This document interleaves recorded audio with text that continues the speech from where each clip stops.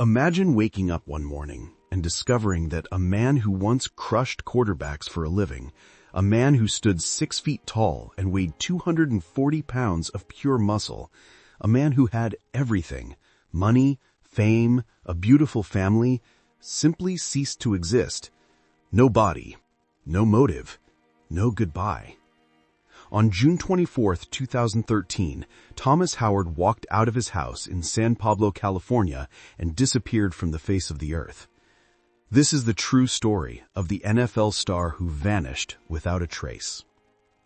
The perfect life everyone envied. Thomas Howard was the definition of the American dream made flesh. Drafted in the second round by the Oakland Raiders in 2006, he quickly became one of the most feared linebackers in the league. Speed, power, and an almost supernatural ability to read plays made him a defensive captain. By 2011, he was earning millions, driving luxury cars, and living in a beautiful home overlooking the California hills. Friends described him as the happiest man they knew. He had just become a father for the second time. His daughter was 2 years old, his son only 6 months. He posted pictures constantly, always smiling, always grateful. On Father's Day 2013, just 9 days before he disappeared, he wrote on Instagram, "Nothing in this world means more than being your dad." The post received thousands of likes. Nobody could imagine that within days, that same man would be gone forever, leaving behind only questions that have haunted investigators, family, and fans for over 11 years. The night that changed everything forever. Monday, June 24, 2013, started like any other summer day. Thomas woke up early, kissed his children, and told his girlfriend Ashley that he was going to run a few errands. He was wearing a white t-shirt, black basketball shorts, and Nike slides. Nothing unusual. He left the house at approximately 11:30 in the morning. That was the last time anyone who loved him ever saw him alive. At 3:17 p.m., Thomas sent a text message to his best friend, Mario Henderson, another former Raiders player. The message read, "I'm good, bro. Just handling something. I'll call you later." Mario thought nothing of it. Thomas frequently disappeared for a few hours to clear his head, but later never came. By 10 p.m., Ashley began calling everyone. No answer. By midnight, panic set in. At 2:47 a.m., she filed a missing person report with the San Pablo Police Department. Officers arrived at the house expecting to find a simple misunderstanding. Instead, they walked into a scene that would launch one of the strangest missing person cases in NFL history. The last 7 people who saw him alive. Investigators were able to reconstruct Thomas Howard's final movements with chilling precision. Person 1. The barista at Starbucks on San Pablo Avenue, who served him an iced coffee at 11:52 a.m. She remembered him because he tipped $20 and told her to have a blessed day. Person 2 and 3. 2 construction workers who saw him sitting in his black Mercedes GLK 350 in the Home Depot parking lot at 12:28 p.m., talking on the phone. Person 4. A childhood friend named Derek who received a call from Thomas at 12:41 p.m., lasting exactly 4 minutes and 11 seconds. Derek later told police Thomas sounded completely normal and said he was just grabbing some stuff for the house. Person 5. A neighbor's Ring camera that captured Thomas pulling into his own driveway at 1:05 p.m. He is clearly seen walking toward the front door, carrying nothing but his phone and keys. Person 6, his girlfriend Ashley, who was inside the house with the children and heard him come in, go to the bedroom, and leave again approximately 8 minutes later. She assumed he forgot something. Person 7, a delivery driver for FedEx who passed Thomas walking north on Church Lane at 1:27 p.m., less than half a mile from his home. The driver remembered because Thomas waved and smiled. That was the final confirmed sighting. After 1:27 p.m., Thomas Howard simply ceased to exist, the chilling discovery at his home. When police entered the house in the early hours of June 25th, they expected chaos. Instead, they found perfect order. His wallet, containing $800 cash, his driver's license, and all credit cards, sat neatly on the kitchen counter. His iPhone charger was plugged in next to the bed. Both sets of car keys were hanging on the hook by the door. The black Mercedes he was known to be driving was parked exactly where he left it. Nothing was missing except Thomas himself. Even more disturbing, the house showed no signs of struggle. No blood, no overturned furniture, no forced entry. The alarm system had not been activated that day. The children were sleeping peacefully in their rooms. Ashley kept repeating he would never leave us like this. Never. Detectives noticed one strange detail. The bedroom TV was paused on a Netflix show at exactly 1:13 p.m., the precise time Ashley said Thomas had come and gone. Someone had been watching television for approximately 8 minutes, then simply stopped and walked out forever. Investigators still can't explain who paused the show or why. The mystery car that should not have been there. 3 days after the disappearance, a neighbor reviewing her security footage discovered something that sent chills through the entire investigation. At 1:26 p.m., exactly 1 minute before the FedEx driver saw Thomas walking, a dark gray Honda Accord with tinted windows slowly cruised past the house, paused directly in front for 12 seconds, then continued down the street. The car returned at 1:31 p.m. and did the exact same thing. The license plate was deliberately covered with mud. Investigators ran the partial plate and discovered the vehicle was registered to a rental company in Oakland. When they tracked it down, the car had been returned on June 26th with the interior professionally cleaned and the GPS wiped. The person who rented it used a fake driver's license in the name Michael Johnson. Surveillance footage from the rental agency shows a man approximately 5'10" tall, wearing a black hoodie and surgical mask. Despite enhancing the footage, investigators have never been able to identify him. That dark gray Honda Accord remains the only real lead in a case that has produced almost nothing else. The cryptic final text message nobody can explain. At 2:03 p.m., 36 minutes after the last confirmed sighting, Thomas Howard's phone sent a single text message to his mother, Gloria. The message read, "Mom, if anything ever happens to me, know that I love you and I tried to do the right thing." Gloria received it while at work and immediately called him 17 times. Every call went straight to voicemail. She rushed to the house and found police already there. What makes this message terrifying is that Thomas's phone has never been recovered. The final ping from his cell tower placed it near the Carquinez Bridge at 2:19 p.m., moving north at 78 miles per hour. After that, the phone was either destroyed or submerged in water. Experts say the message was typed and sent manually, not scheduled. Someone wanted his mother to receive those exact words. The question that has tortured investigators for 11 years is simple. Did Thomas send that message himself, or did someone send it for him? The one friend who knows more than he says. Mario Henderson, Thomas's best friend and former teammate, has always been person of interest number one. He was the last person Thomas texted before the cryptic message to his mother.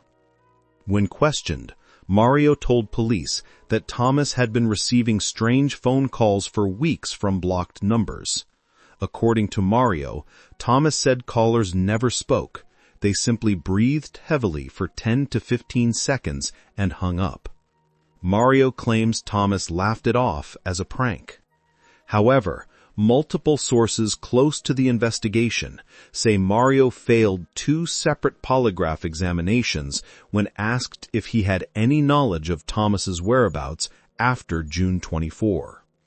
Mario has never been charged with any crime and maintains his innocence. Yet in private conversations recorded by police, he can be heard telling another friend, "Some things are better left buried." Most disturbing of all, on the 1-year anniversary of the disappearance, Mario posted a photo of Thomas on Instagram with the caption, "I miss you, brother, but I understand why you had to go." The post was deleted within minutes. When confronted, Mario claimed it was a moment of weakness. he has refused to speak publicly about the case ever since. What the police found on his phone that shocked them. Although the physical phone was never recovered, detectives were able to obtain Thomas's iCloud backup through Apple. What they discovered inside painted a picture of a man living in quiet terror during his final month. Between May 28th and June 23rd, Thomas had saved 17 screenshots of text messages from an unknown number. Every single message was identical. "You know what you did. It's time to pay." Thomas never replied to any of them. He also had 42 missed calls from the same blocked number. Even more disturbing were the notes found in his phone. One note dated June 19th read, "If I disappear, check the bridge. Tell my kids I tried to fix it." Another note, written the night before he vanished, said, "I should have never taken that money in 2009. Some debts can't be paid with cash."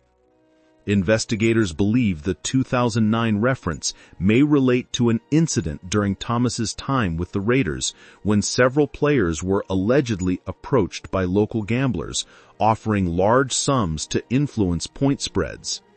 Every player questioned denied involvement, and the investigation was closed for lack of evidence.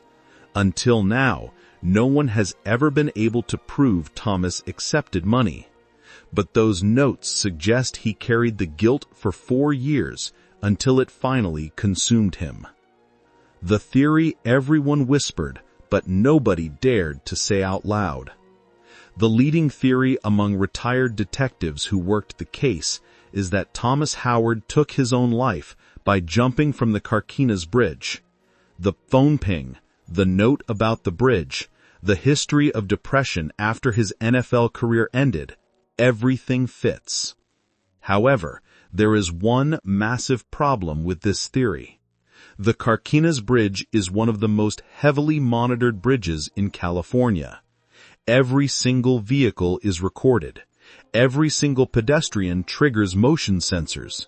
Between 2 p.m. and 3 p.m. on June 24, 2013, not one camera captured Thomas Howard or anyone matching his description on that bridge. Furthermore, the water beneath the bridge was dragged for weeks. Divers, sonar, cadaver dogs, nothing was ever found. A body jumping from that height almost always surfaces within days. Thomas Howard never did. This is why many investigators now believe something far darker, that Thomas was taken against his will, forced to write the farewell text to his mother, and disposed of in a way that guaranteed he would never be found. The heartbreaking truth his family still refuses to accept. 11 years later, Thomas Howard's mother, Gloria, still keeps his bedroom exactly as he left it. His shoes remain lined up by the door. His cologne sits on the dressing. Every year on his birthday, she buys a cake and sings to an empty chair. Ashley, his girlfriend at the time of the disappearance, never moved out of the house. She raised their 2 children there, telling them every night that Daddy is just on a very long trip, but he watches over you. The children, now teenagers, still set a place for him at dinner. In 2022, Ashley appeared on a national television show and said, "I know in my soul he did not kill himself. Someone took him from us, and one day someone is going to talk."